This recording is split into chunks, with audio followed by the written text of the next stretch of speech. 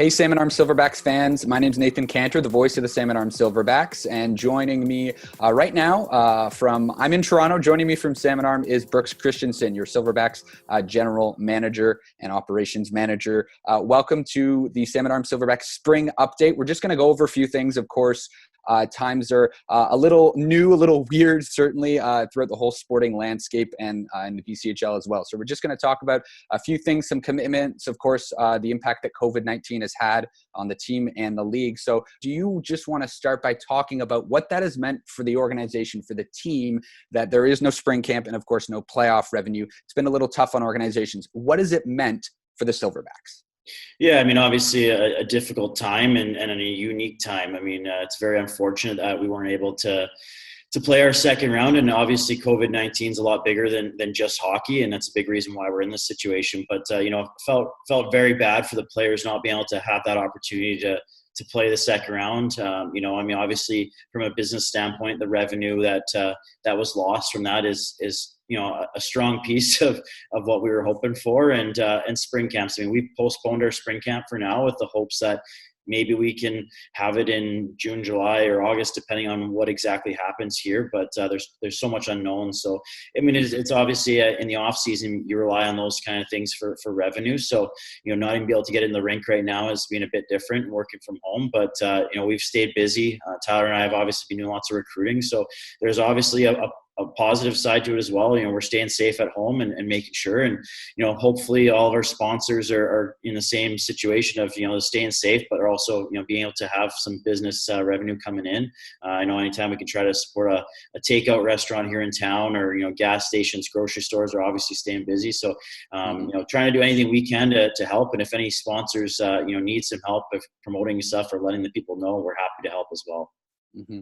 Yeah, so with a lot of kind of wait and see and unease, it's always good to have plans. And yesterday, the BCHL commissioner, Chris Hebb, was actually interviewed on TSN, and he actually just mentioned that there was the league has kind of a COVID-19. They had an action plan. So you, of course, always in touch with the BCHL and being on the board. Can you just talk about kind of what this plan kind of was and why it's helpful?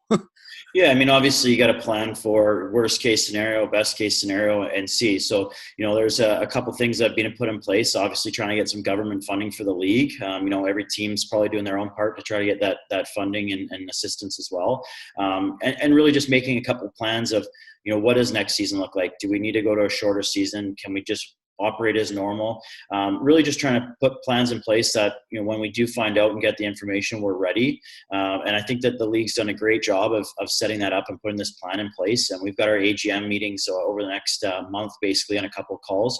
So it's always planning and making sure that, we're ready to go, that when we do get the green light to go back to operations, that we have plans set in place and not just all of a sudden a gong show, I guess you could say.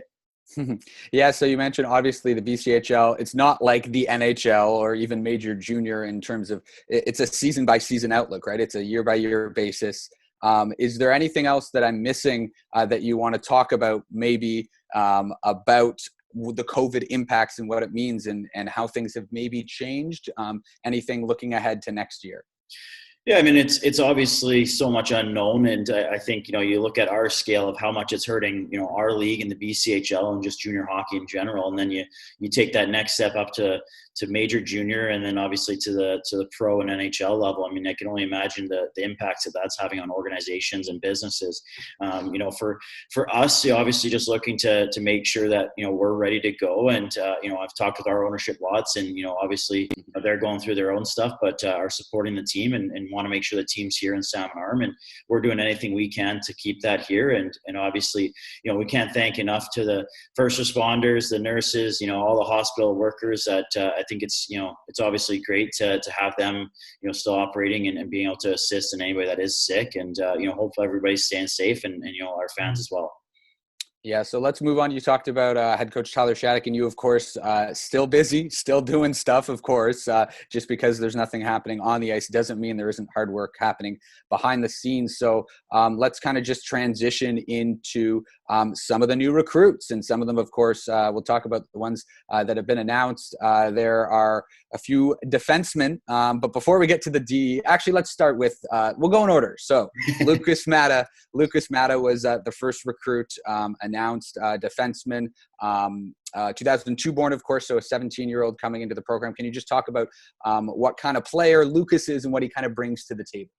Yeah, I mean, Lucas was a guy that we started conversations with at the start of the season, and Bobby Stewart did a great job of identifying this player, and we were able to have him and his dad come out and visit Salmon Arm, and they got to experience what Salmon Arm community is like and see the facilities. So we're extremely excited to have Lucas. He just committed to Northern Michigan. Extremely happy for him, and think he's going to be an impact player for us right away.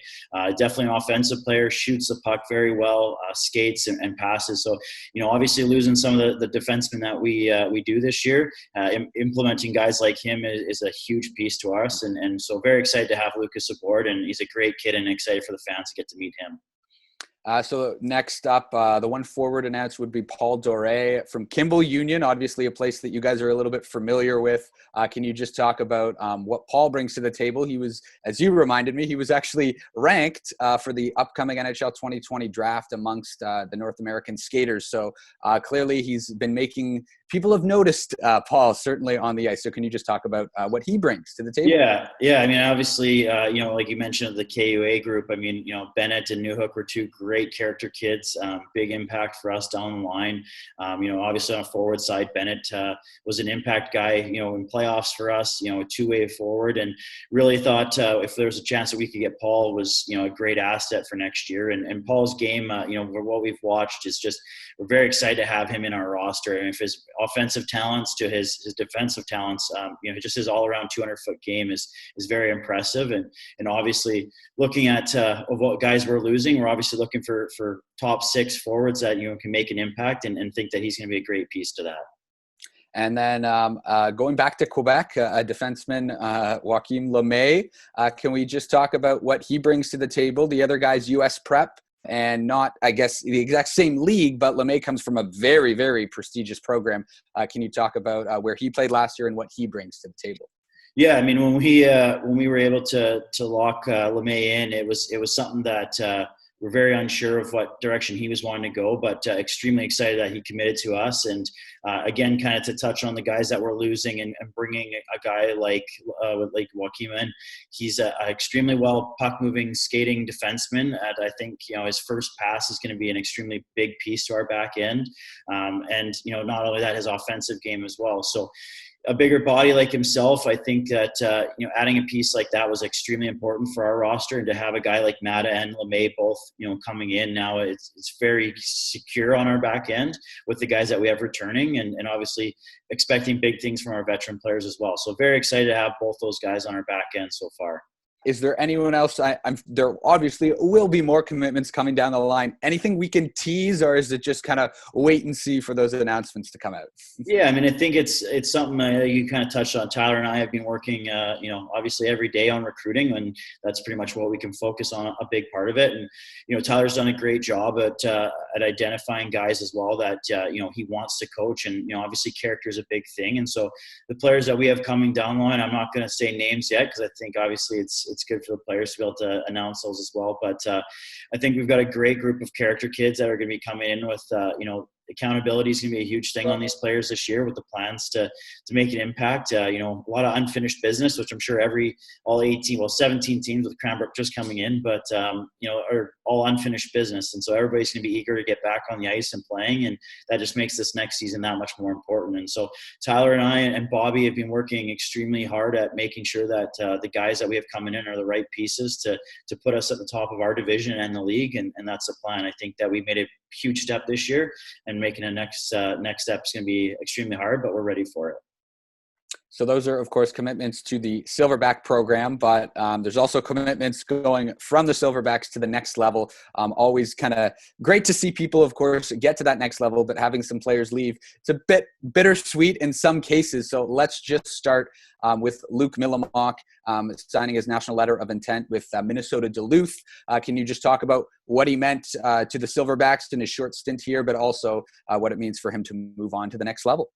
Yeah, I mean, Luke's a fantastic kid. I mean, obviously short and sweet of the time that we had with Luke. I mean, we acquired him right, I think it was back in late November. And, it was one of those things where, we were hoping to have him for 2 years or a year and a half, I guess you should say, but extremely happy for him to be moving on. I mean, he was a huge piece to our team this past year. I mean, you look at playoffs, the goals he scored were massive goals, and just his character and his leadership, obviously would have had him as a leader next year with our group, but extremely happy for him to be signing that. I know he was kind of uncertain whether he'd be going or not, but it's always good for our program to be pushing guys and moving guys forward. And would we love to have him come back? Absolutely. He would have been a huge impact to our next year's roster. But I think that Minnesota Duluth is getting a fantastic all-around player, whether it's his grinding and his grittiness or his scoring and offensive touches. So very excited for him and his family, for him to be moving on. And obviously at the end of the day, it's moved another player from our program on, and we can't thank him enough for his time in Salmon Arm. Another player moving on to the NCAA ranks, goaltender Grant Adams to St. Lawrence University. Can you talk about, again, what he meant to the team and then him moving on? Yeah, I mean, kind of the same situation as Luke. I mean, we acquired him right near the deadline, and he was a great piece for what we were looking for, to have two strong goalies going down the line. Again, I mean, it's a shame that it ended so soon, because we felt that we had a lot of opportunity to keep rolling with after being in the first round against Victoria, and Grant didn't get to play a game in that, but he was a huge piece as well, from practices, his compete level. And it was kind of the same situation. We weren't sure if Grant was going to be going. I know he was very important for him to go to next year to St. Lawrence, and we're extremely happy for him. I mean, a kid with that work ethic and determination, and you always want to see, him get rewarded for that. And we would love to have him back as well. Absolutely. I mean, anytime you move two goalies on in one season is always a positive thing for not only our organization, but those players. And I think Lyle Mass did a great job this year with those two goalies and pushing them on. I know that both are obviously still working with Lyle when they can right now. Obviously it's a bit of a unique situation, but extremely happy for Grant and wish him nothing but the best at St. Lawrence. Now, a player who did not have NCAA eligibility because of time in major junior, but going to one of the best youth sports programs in all of Canada, William Poirier, going to McGill University to play for the McGill Redmen. Can you talk about what he meant? Again, another player just here for a year, but a huge impact on the team. I think you just kind of hit it right there. A huge impact. I mean, Will is a fantastic kid. Loved having him a part of our organization. I think he's a guy from alumni that will go from years from now. And I know he's helping with recruits even out his way, just promoting our organization. And that's just the character he is. His work ethic, every day he came to the rink, just business. And, you can also have a good laugh with him. And I'm extremely happy for him getting exactly what he was hoping for when he came in September. It was his goal to go to McGill, and I'm extremely happy that it worked out for him. I think they're getting a great all-around player, great character for a kid, and just can't thank him enough for the commitment and time that he put into our organization and community. Next on the docket, we move on from commitments. There was a great BCHL initiative. BCHL fans, this is Ethan Langenegger with the Salmon Arm Silverbacks. I'm going to be representing the Silverbacks for the upcoming NHL 20 simulation, and let's go Backs go. The BCHL NHL 20 simulation, where, of course, very sad that there was no on-ice product. Playoffs were canceled, but why not try to continue it in video game form?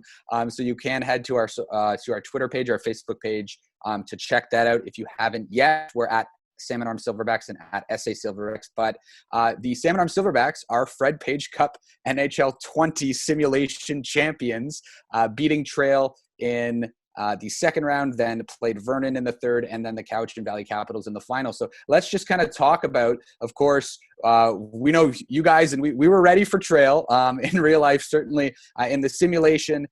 It was 6 games. The Silverbacks took it in, and I'll just toss it over to you for your thoughts, and then I might just share some behind the scenes for fans wondering how it kind of came together. But Trail versus Salmon Arm, round 2 of the BCHL playoffs. What were your thoughts? Yeah, I mean, first off, I think it was a great idea by the league. I mean, obviously with us winning, it makes it that much better. But, I think the league did a great job of just, keeping the fans engaged and giving them something to be excited for. I know when you called me with the plan for this, it was something that I had no idea who our best NHL 20 player was. I know. I know the guys play a Xbox or PlayStation, and so Ethan did a great job. And obviously, with the outcome of it, I mean, that's how we felt that the season was going. I mean, we felt extremely strong coming up against Trail, and I know that they're a good hockey club, but with us, with our record during the year, I mean, we went 4-2 against them. We felt that that's a something that we could obviously come to win 4 games in that best of 7 series. And I mean, they're a good hockey club, and I just thought with the way our group played in the first round and played against Victoria, who's also a good hockey club, I just thought that it was something that we could definitely get done and move on to our division finals, which again was at the end of the day is our goal from day one at the start of the season. From there, I mean, it's, again, it's kind of unique. Obviously, that's the fans' dream, I think, between Vernon and Salmon Arm, the rivalry between us two.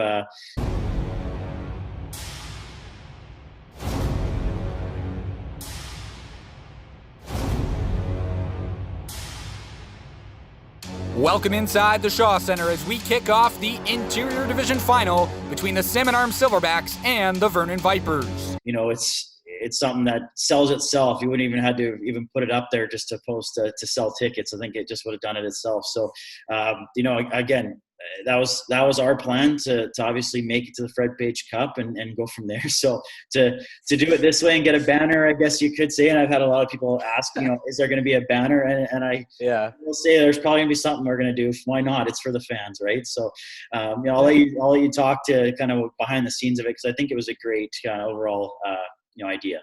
Bit of a behind the scenes look. I played a very small part in this great initiative. First off, props to Jacob Lazar, who edited the videos and had to create each and every single, not just the 8 remaining teams, but think about that, each player. So that's 20 whatever players per team for 8 teams. He had to create all those guys in NHL. He actually asked the broadcasters for input on the overall rating. So what would you rate players? And then he would send little clips to the broadcasters to do calls for this video game simulation. So very cool kind of behind the scenes was a lot of work being done by Jacob, by Jesse Adamson with the league as well. So props to him, to the BCHL, and for Jacob for putting these videos together. And then, of course, props to Ethan Langenegger, because he was the one who had to play and win, because it wasn't a random simulation. It was each player nominated one player, as you said, to play Chell against someone from the other team. And so Ethan beat Trail. He beat Kent Johnson from Trail. He beat Trey Taylor from Vernon. And then in the finals, he beat Matt Krasa.